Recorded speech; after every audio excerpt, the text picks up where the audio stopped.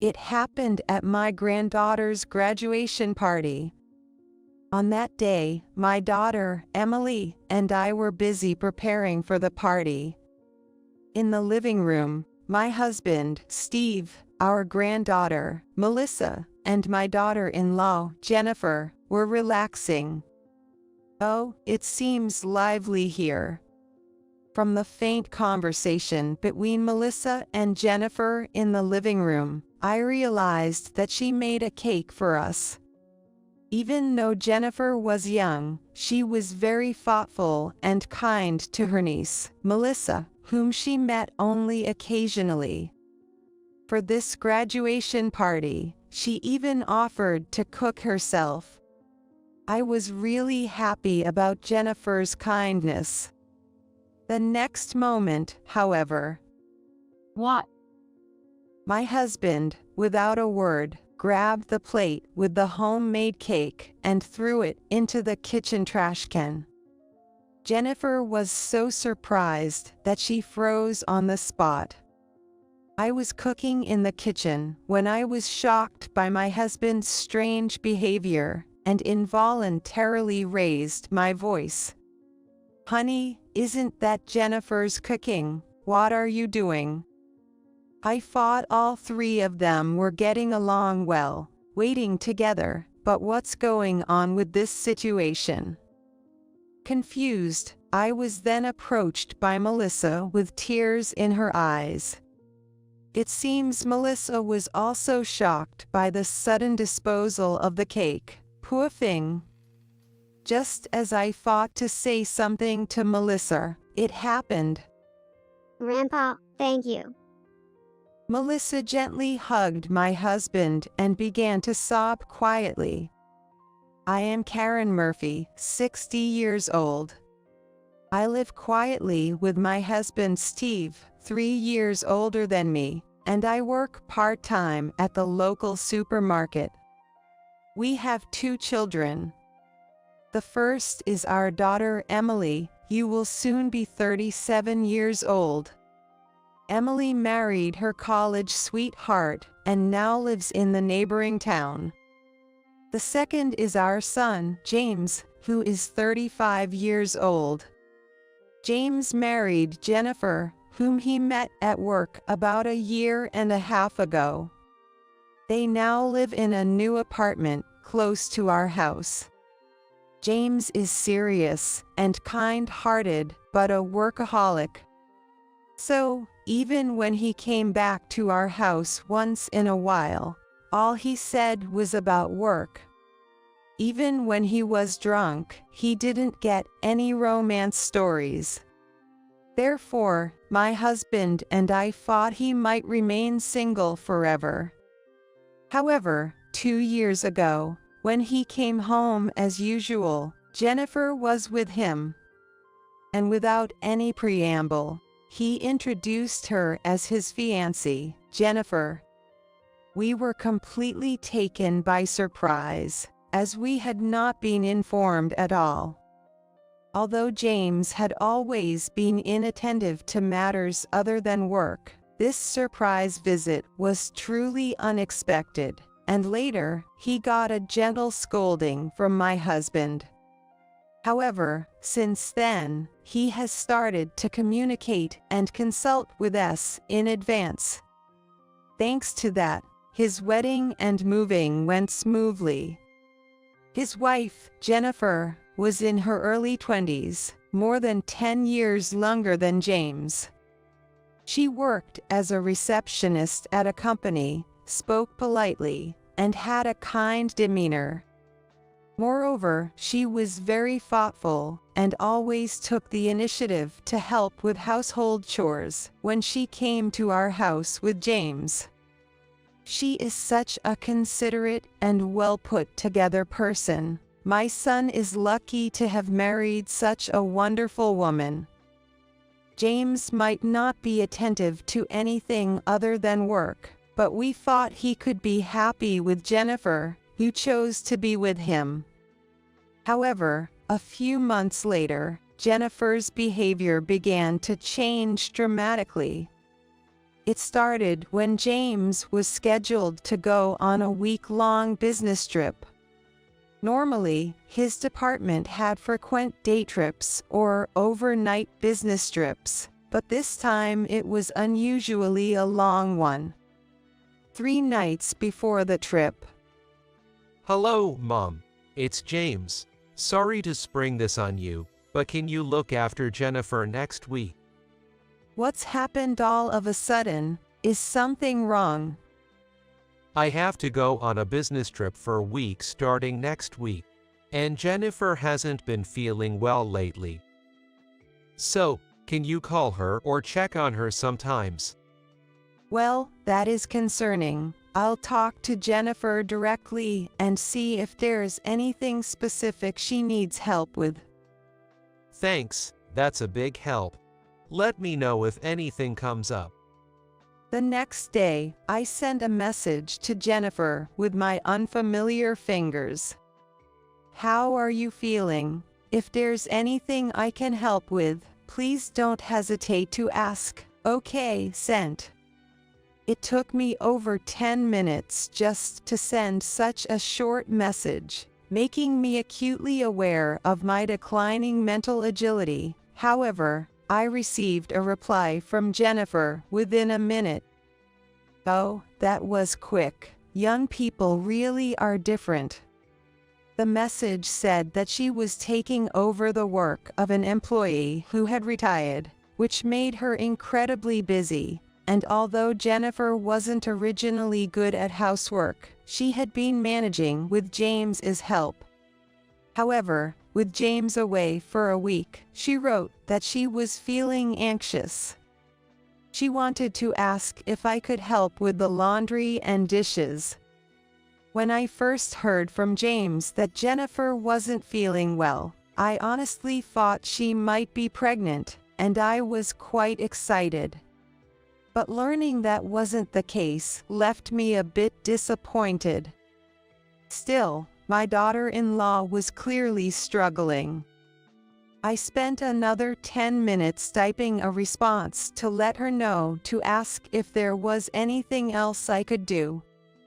Looking back, this might have been the start of it all. After this, Jennifer began to find reasons to ask me to do household chores, and even started requesting specific dishes for dinner. The frequency of these requests increased over time, and when James was away on business trips, she would stay at our house, acting almost like a guest, and never once offered to pay for the groceries for the meals she requested. Eventually, my husband and I started to feel that her lack of restraint was too much. Still, we continued to comply with Jennifer's requests, perhaps because she was a young bride and always excessively grateful for the help with housework and meals, making it hard for us to refuse her. Doing household chores and cooking can be tough when you're tired from work. And besides, she always takes photos of the food with her smartphone, which makes me think my presentation has improved. I guess I have Jennifer to thank for that. This is how I justified it to myself. Although Jennifer wasn't pregnant, we had our granddaughter Melissa, born to our daughter Emily and her husband. Being our first grandchild, Melissa was exceptionally kind and adorable. Of course, my husband was always so doting that Melissa is the apple of his eye. No, Grandpa, Melissa is already in elementary school. You can't do that, or you'll hurt your eyes. But I love you, Grandpa and Grandma. Melissa would say, endearingly indulging her grandpa's jokes. Perhaps sensing our feelings, Emily made a point of bringing Melissa to our house almost every weekend when they had no plans. My husband and I always looked forward to seeing Melissa. However, about 8 months ago, their weekend visits started to decrease significantly. At first, I thought it was just a matter of timing, but the positive responses never came. Is this separation from parents? No, because she's a grandchild. Maybe it's separation from grandparents. Maybe Melissa is just at a challenging age now. I felt an indescribable loneliness, but I accepted it as something inevitable.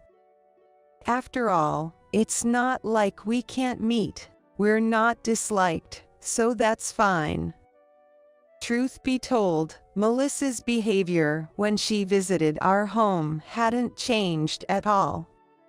In fact, she had become even more affectionate and proactive in helping with household chores.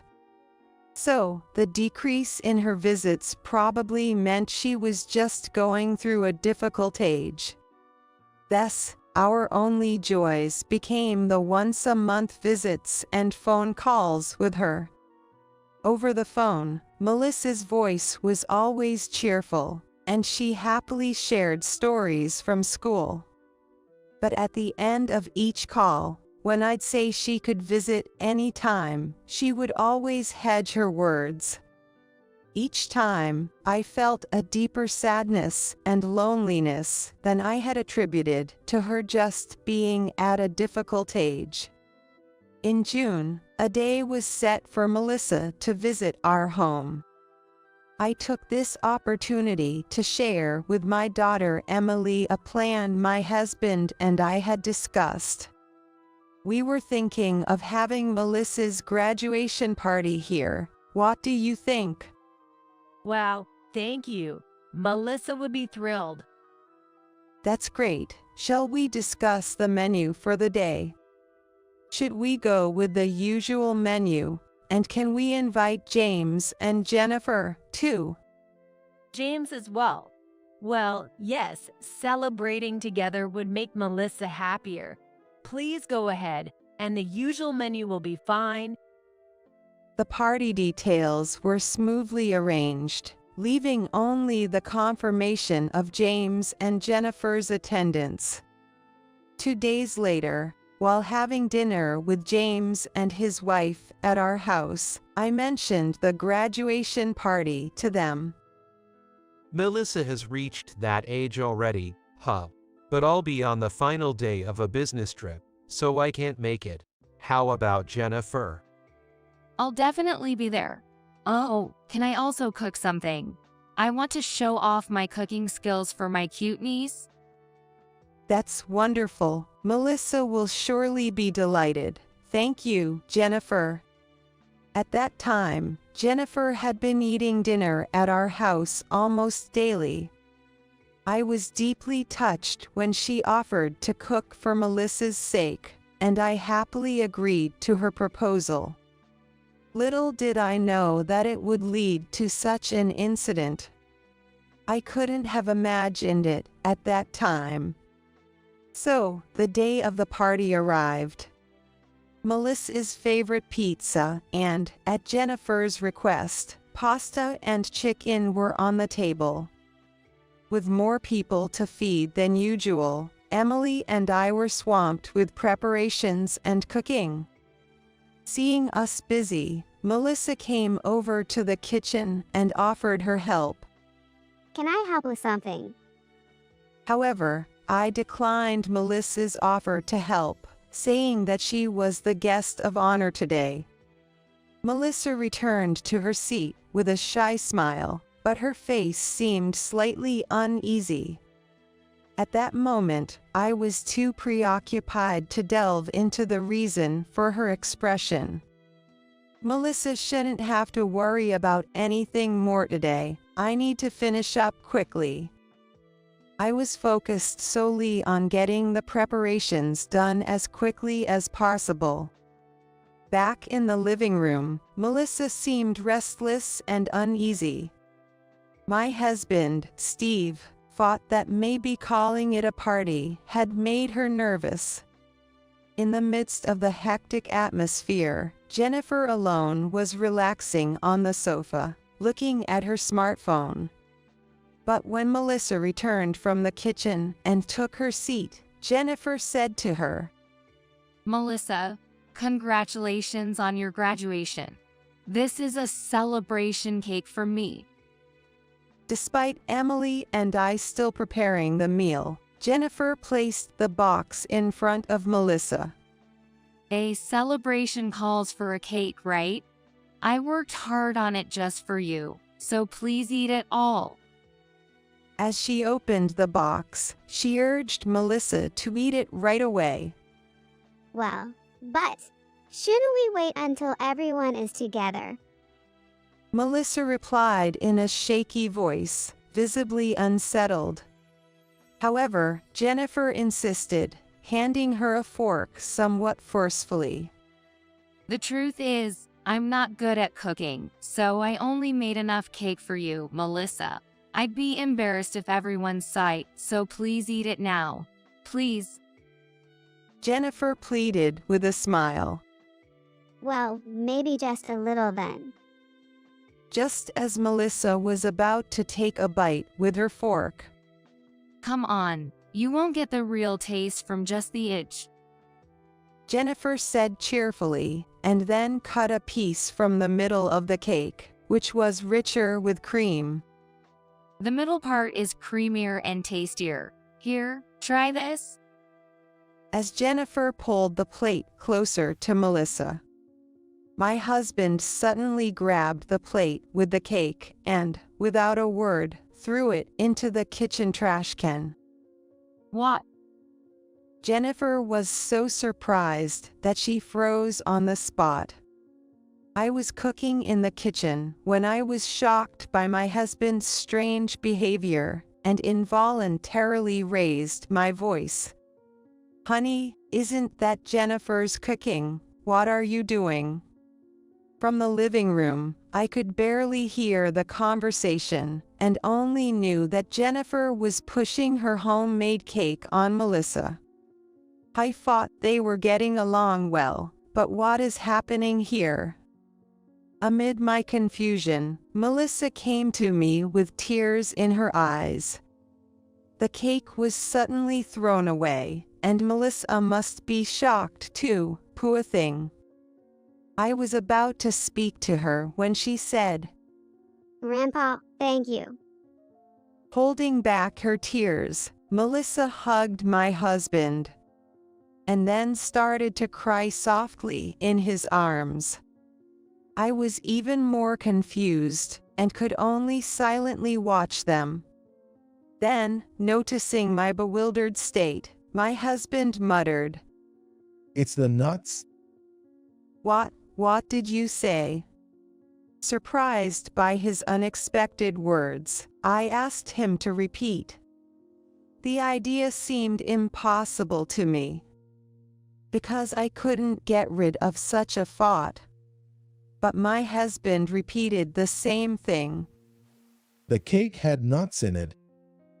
At the word nuts, both I and Emily, who had been cooking with me, were shocked and turned pale. Could it be a mistake, because Melissa is... No, there's no mistake. I checked the actual cake, and I clearly heard her say nuts. Hearing my husband's words, I felt all the blood drain from my body, nearly fainting. Emily, on the other hand, rushed to Melissa and meticulously checked her face and palms. Melissa, you didn't eat it, did you? She asked desperately. I didn't eat it. Grandpa threw it away. Melissa said between sobs, reassuring Emily. Relieved, Emily exhaled deeply and gently embraced Melissa. The reason we were so frantic is that Melissa has a severe nut allergy. Melissa's nut allergy was discovered when she was just 9 months old. We were having a meal at our house that day. Melissa loved bread at the time, but we only had bread with nuts. After discussing it with Emily, we decided to let Melissa try a small bite as part of her weaning food. However, this decision would be something Emily and I regretted for a long time. Seconds after eating a bite of the nut-containing bread, Melissa's mouth area quickly turned red. Her breathing became rapid, as if she had a fever, and she became limp. Naturally, the meal was immediately stopped, and Emily and her husband rushed to the emergency department. That was when we first learned of Melissa's severe nut allergy. Even now, recalling that moment makes my hands shake with fear. Since then, we made sure that no food containing nuts was kept in our house. Of course, Jennifer should have been informed about Melissa's nut allergy through James. Despite this, the idea of her serving a cake topped with nuts was beyond my imagination. Especially when Emily, Melissa's mother, was not watching. Just the thought of it sends chills down my spine. Cold stares from everyone were instantly directed at Jennifer. What have I done? I'm so sorry. It wasn't intentional. I didn't know about the allergy. I'm truly sorry. Jennifer sobbed and apologized. You didn't know. Didn't James tell you? It seemed impossible that James would forget to mention Melissa's allergy. Because at that time James was experiencing the same fear with us. Just as everyone's suspicion towards Jennifer intensified. Could that be a delivery at the door? The tense atmosphere was pierced by the sound of the doorbell. I'll get it. My husband said, quickly heading towards the entrance. From the door, I could faintly hear the voices of two men arguing. Is there some trouble? I wondered, and in the next moment, Melissa, are you okay? James, with a look of panic, rushed into the kitchen. Uncle James. Everyone was surprised by James's sudden appearance, as he had said he couldn't attend to his business trip, but Jennifer reacted differently. James, why? You said you weren't coming today. I rushed to finish my work so I could make it to the party. But more importantly, is it true that Melissa's food had nuts in it? What exactly happened here? James was clearly bewildered by the unusual situation at the party. To calm him down, my husband quietly explained what had happened.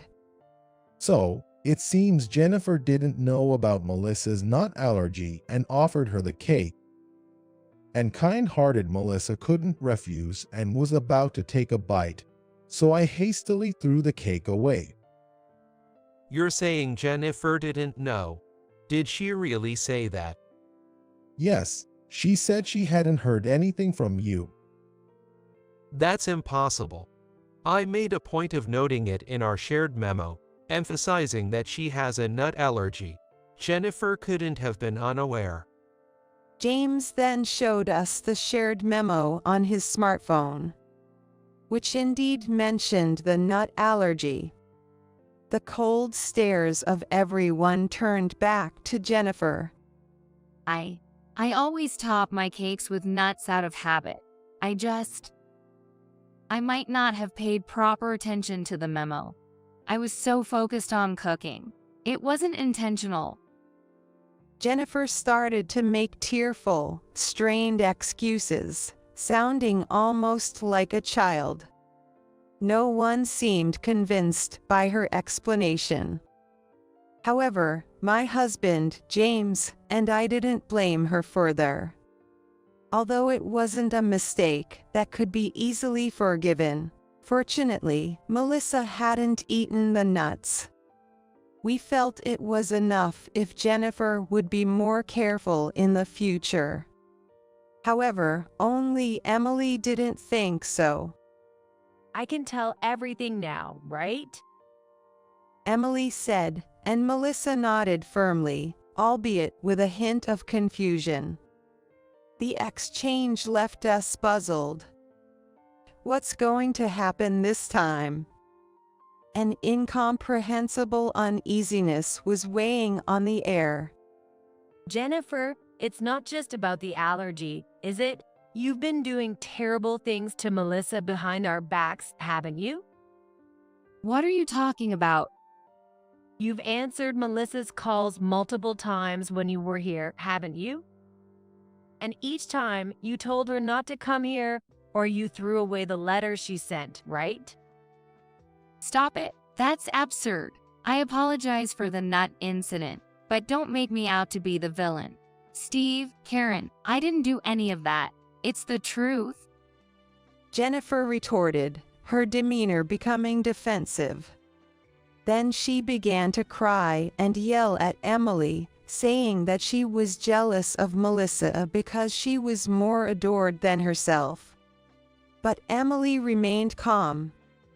Her composure soon explained by her next action. It's useless to flatter now. I have recorded your conversations with Melissa. Emily played an audio clip from her smartphone. Melissa's distressed voice came through amidst faint static. Can you put Grandpa or Grandma on the phone? Her voice was fearful, on the verge of tears. Then Jennifer's voice, authoritative and smug, filled the room. I've told you many times, stop calling. Like I said before, they really don't want to look after you, you know? Do you understand? So, stop calling and coming over here, all right? The recording ended with a harsh click, leaving everyone in stunned silence. Melissa, perhaps recalling the incident, pressed her face into Emily's back, her shoulders trembling slightly. Emily embraced her tightly. I kept quiet because Melissa didn't want to upset her grandma and grandpa, but I can't stay silent after all this. Her glare at Jennifer was piercing as she spoke firmly. Jennifer, in contrast, was trembling, unable to form words, completely overwhelmed by the situation. In the silent tension of the room, the ticking of the clock was the only sound, distinctly audible. The long silence was finally broken by James. First off, I'll talk with Jennifer alone. Sis, I'll definitely call you tonight, so can you leave this with me for now? James, okay, call me, no excuses. Yay, Melissa, sorry for the tough time.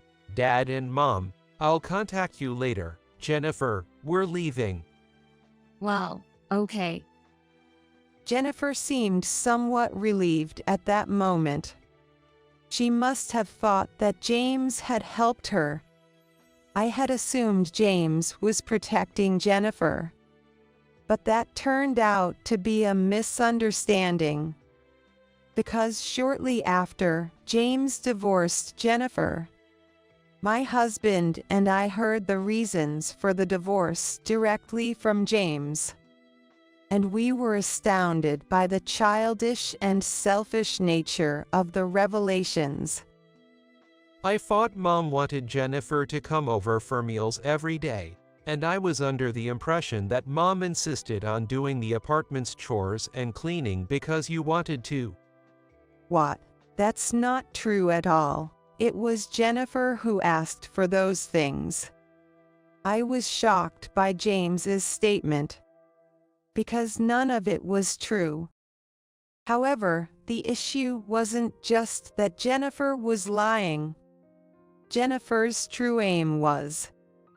It was about satisfying the need for approval. Jennifer always takes pictures, right? Yes, now that you mention it, But what about it? She's not just taking photos. She posts them on social media, bragging to a lot of people, showing off how fulfilling her life is. Here's her social media profile. On Jennifer's social media, there were numerous posts of cute nails, brand bags, and stylish cafes. I noticed some familiar photos among them. Wait, this picture. It was a post of a dinner, claiming it was a menu she learned from her mother-in-law. However, I never taught her that recipe. In fact, Jennifer would only tell me, "Please make this next time." Being envied by others is what matters most to Jennifer. Eventually, it led to her needing to feel superior all the time. James explained it to me. Jennifer became so obsessed with getting attention on social media that she pushed the annoying chores and cooking onto Mom. She wanted to appear as the perfect wife, so she made those false boasts. James also explained her desire for approval. Still, it was a little difficult for me to understand at the age of 60. So, Jennifer did such awful things just to show off a loved and fulfilled personal life. Yeah, something like that. It would have been better if she was just satisfied with showing off in photos. Jennifer increasingly wanted to be the sole focus of Dad and Mom's attention, but for that, Melissa was in the way. In the way. When Melissa comes over, there's no overnight stay or dinner for Jennifer. Even though they do anything if she asks, that's not the case when Melissa visits. Jennifer hated that. My husband and I were appalled by James's story. It was hard to believe that for the sake of being the center of attention, she became jealous of a 12-year-old child, almost causing a serious incident. Allergies are the same as likes and dislikes of food, aren't they? It's not just selfishness. Even your sister made such a fuss about it. Isn't that strange? Jennifer did not attempt to understand the severity of allergies or how dangerous her actions were. Seeing Jennifer's attitude, James said his feelings for her cooled rapidly, and he disclosed everything to Emily. After hearing about it, Emily decided to report it to the police after consulting with her husband. The charge was assault. Additionally, the act of discarding the letters could be considered as obstruction of correspondence.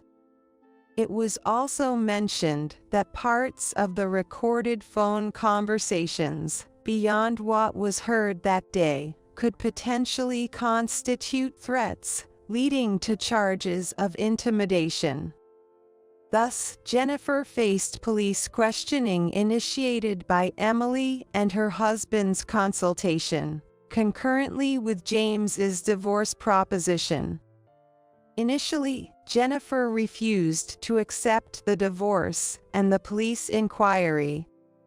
However, as time passed, rumors that she had caused the police incident began to spread at her workplace.